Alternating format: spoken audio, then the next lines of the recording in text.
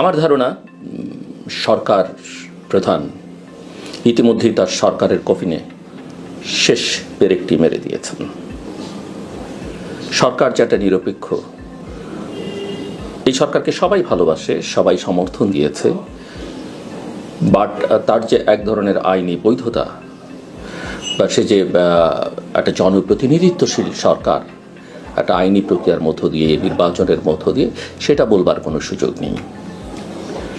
বাংলাদেশের সংবিধান অনুযায়ী তারা শপথ নিয়েছেন, শপথ নিয়ে সেই সংবিধানকেই তারা ছুঁড়ে ফেলে দিচ্ছেন। সংবিধান তারা স্বীকার করতে চাইছেন না, মানতে চাইছেন না।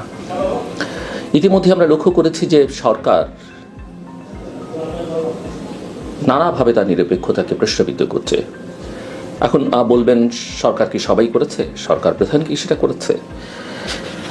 একভাবে দেখলে সেটা হয়তো হয়নি, কিন্তু এটা মাথায় রাখতে হবে যে সরকারে যারা আছেন, বিশেষ করে উপদেষ্টা পরিষদে যারা প্রকারান্তরে মন্ত্রী, তারা যখন কোনো কথা বলেন সেটা আসলে সরকারেরই বক্তব্য। কেননা তারা যৌথভাবে জবাবদিহির মধ্যে থাকেন, দায়িত্বশীল। একজনের বক্তব্য, একজনের ক্রিয়াকর্ম যাই হোক না কেন, সেটার জন্য বাকিরা দায়ী হবেন যতক্ষণ পর্যন্ত তিনি সরকারে থাকবেন। এবং ধরেই নেওয়া হবে আমাদের সরকার ব্যবস্থা যেরকম, যে তাতে সবার সম্মতি আছে। আমি এই বিষয় নিয়ে অনেক কথা বলে খানিকটা চাপের মধ্যেও ফেলবার চেষ্টা করা হচ্ছে, কিন্তু এই চাপটা দিয়ে কোনো কাজ হবে না। আমি সবসময় বলেছি যে আমাদের ছাত্র নেতৃত্ব যারা জুলাই আগস্টের আন্দোলনের নেতৃত্ব দিয়েছেন, যারা ইতিমধ্যে সরকারের আছেন, তারা আসলে সরকার না থাকলে ভালো করতেন। তারা দল করতে চাইতে পারেন, তাতে কোনো আপত্তি নেই, তাদের অধিকার রয়েছে, এবং তাদের অনেকেই হয়তো সমর্থনও করতে পারেন। এমনকি তরুণরা যদি বাংলাদেশে কোনো রাজনৈতিক সংগঠন করে, আমাদেরও ভালোবাসা, শুভকামনা তাদের প্রতি থাকবে। কিন্তু একটা কথা আমাদেরকে অবশ্যই স্বীকার করতে হবে, মানতে হবে, এই যে ছাত্রদের নামে সব কিছু হচ্ছে, এটা একেবারেই ঠিক নয়। ছাত্রদের অনেক সংগঠন আছে, একেবারে পরস্পর বিরোধী ছাত্র সংগঠন আছে। সব ছাত্র রাজনীতির মধ্যে নেই, সব ছাত্র সংগঠন করে না। লক্ষ কোটি ছাত্র যার যার মতো ক্লাসরুমে আছে। এই বৈষম্য বিরোধী আন্দোলনের সময় কয়েকজন ছাত্র মিলে একটা সমন্বয় পরিষদ করেছিলেন। তাদের কোনো আনুষ্ঠানিক প্ল্যাটফর্ম ছিল না, তারা নিজেরাও সেটা বলেছেন। এমনকি এই সমন্বয়করা একজন আরেকজনকে চিনতেন না। এবং মুভমেন্টটা একটা পর্যায়ে সরকারের যে অ্যাগ্রেসিভনেস বা অ্যাঙ্গার, সেটার প্রেক্ষিতে এবং তার অ্যাকশনের প্রেক্ষিতে, এবং আবু সাঈদ যখন রংপুরে জীবন দিল, মানুষ তখন সাহসী হয়ে রাজপথে নেমে আসলো। যখন পাবলিক ইউনিভার্সিটিগুলো বন্ধ করে দেওয়া হলো, প্রাইভেট ইউনিভার্সিটির ছেলেমেয়েরা রাস্তায় নেমে আসলো। এই করতে করতে পুরো আন্দোলনটা একেবারে চরম পর্যায়ে, এবং শেখ হাসিনাকে পালিয়ে যেতে হয়, তার সরকারের পতন ঘটে। কিন্তু সেই আন্দোলনকে পুঁজি করে যারা এখন রাজনৈতিক সংগঠন করতে চাইছেন, এবং ছাত্রদের নামে সেই কোটি কোটি জনতা, লক্ষ কোটি জনতা কিন্তু রাজপথে নেই, ছাত্ররা এখন রাজপথে নেই। আমি বিশ্বাস করি সেই ছাত্র আন্দোলনের নেতারা আজকে যারা সরকারে আছেন বা সরকারের বাইরে আছেন, অত্যন্ত অ্যাক্টিভ। তারা আজকে ডাকলে 5,000 10,000 লোককে জড়ো করা কিন্তু খুব কঠিন। পারবেন না, সম্ভব নয়। পারবেন ওই যে ক্ষমতাকে ব্যবহার করে, যেটা যারা যখন ক্ষমতায় ছিলেন তারা অতীতে করেছেন, এর বাইরে সম্ভব নয়। এটা নিয়ে অনেক কথা হচ্ছে, তারা বিভিন্ন সময় বিভিন্ন কথা বলছেন, রাজনৈতিক দল করবেন না, যারা সরকার আছেন সরকার থেকে বেরিয়ে যাবেন বা তাদের সঙ্গে ডিস্টেন্স মেনটেন করবেন, কিন্তু আমরা কার্যত কোনো কিছুই দেখছি না।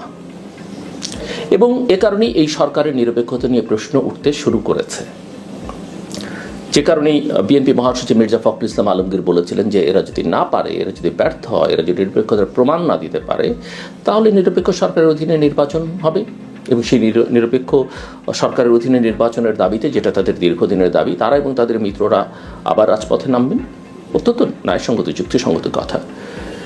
আমরা জানি প্রফেসর মোহাম্মদ ইউনূস বলেছেন যে ছাত্ররা তাকে নিয়োগ দিয়েছে, সেটা কেউ গ্রহণ করেনি।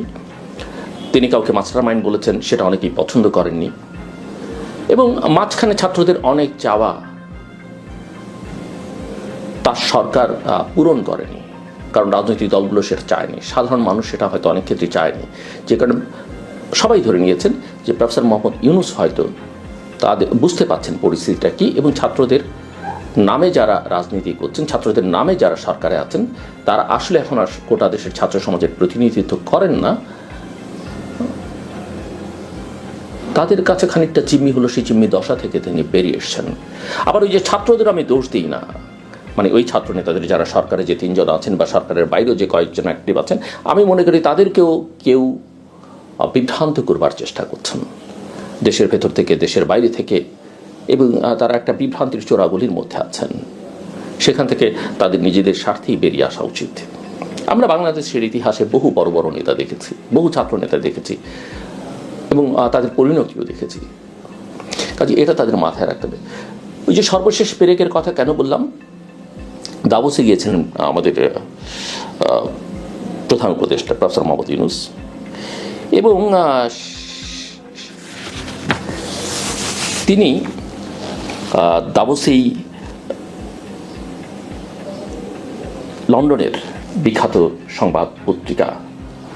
সংবাদপত্র ফাইন্যান্সিয়াল টাইমসকে একটা সাক্ষাৎকার দিয়েছেন, এবং সেই সাক্ষাৎকারে যা বলেছেন সেটা আঁতকে উঠবার মতো।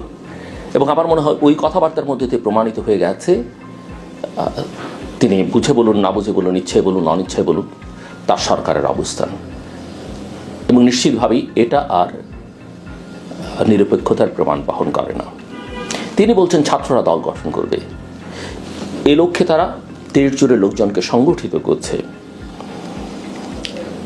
এবং আগামী নির্বাচন নিয়ে যখন তাকে প্রশ্ন করা হয়েছিল, তিনি নির্বাচনের সম্ভাব্য দুটো সময়ের কথা বলেছেন। একটা জানি আমরা ডিসেম্বর, আর একটা আগামী বছরের জুন। তা ভালো সময়, এবং তিনি এটা থেকে বিচ্যুত হতে চান না, তিনি এটা ধরে রাখতে চান, জাতীয় ঐক্য ধরে রাখতে চান। জাতীয় ঐক্য কই, কোথায় জাতীয় ঐক্য? আমি তো দেখছি বিভাজনের রাজনীতি সর্বত্র। প্রফেসর মোহাম্মদ ইউনূসের কথা আমি একটু আপনাদের শোনাই, তিনি কি বলেছেন। তিনি বলেছেন, একটি সম্ভাবনা হলো ছাত্ররা নিজেরাই একটি দল গঠন করবে। শুরুতে যখন তারা উপদেষ্টা পরিষদ গঠন করছে, তখন আমি 3 জন ছাত্রকে আমার উপদেষ্টা পরিষদে নিয়েছিলাম। আমি বলেছিলাম যদি তারা দেশকে প্রাণ দিতে পারে তাহলে তারা উপদেষ্টা পরিষদে বসতে পারে এবং প্রাণ দেওয়ার জন্য কি করছে সে বিষয়ে সিদ্ধান্ত নিতে পারে। তারা ভালো কাজ করছে। এখন ছাত্ররা বলছে কেন নিজস্ব দল গঠন করা হচ্ছে না, তারা একটা সুযোগ নেবে।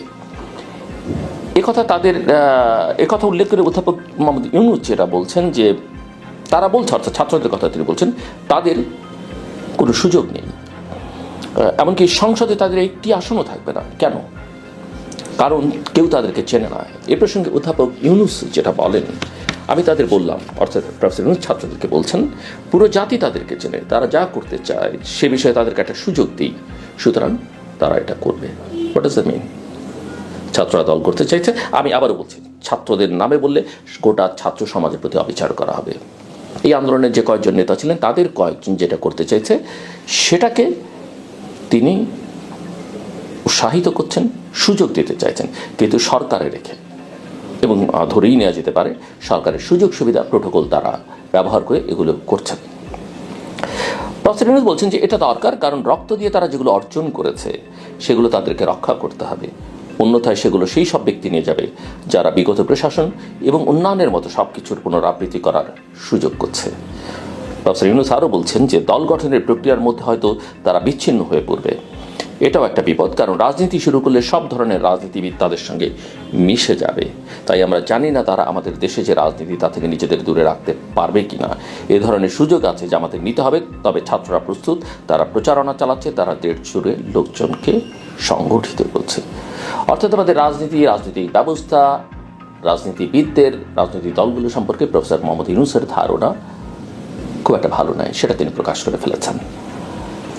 এবং তিনি এটা বলেননি যে বিগত বা পতিত সেই রাজার বা সেই দল সব কিছুর জন্য দায়ী, তিনি সামগ্রিকভাবে সবাইকে দায়ী করে ফেলেছেন। এটা একটা পডকাস্ট ছিল যেটার ট্রান্সক্রিপ্ট তারা প্রকাশ করেছে ফাইন্যান্সিয়াল টাইমস, এবং পডকাস্টের উপস্থাপক একসময় প্রশ্ন করেছিলেন যে ভারতীয়রা যেসব বিষয় বলছে তার একটি বিষয় আপনার দৃষ্টি আকর্ষণ করতে চাই। তারা বলছে যে বাংলাদেশের অবস্থা খুবই নাজুক, প্রফেসর ইউনূস হয়তো নাও ঠিক থাকতে পারেন, কিন্তু সেখানে ইসলামিস্টরা রয়েছে যারা দেশের নিয়ন্ত্রণ নিতে চাচ্ছে। প্রফেসর ইউনূস তার জবাব দিচ্ছেন এইভাবে যে আমরা এমন লক্ষণ দেখি না, অন্তত আমি এখন কোনো লক্ষণ দেখি না।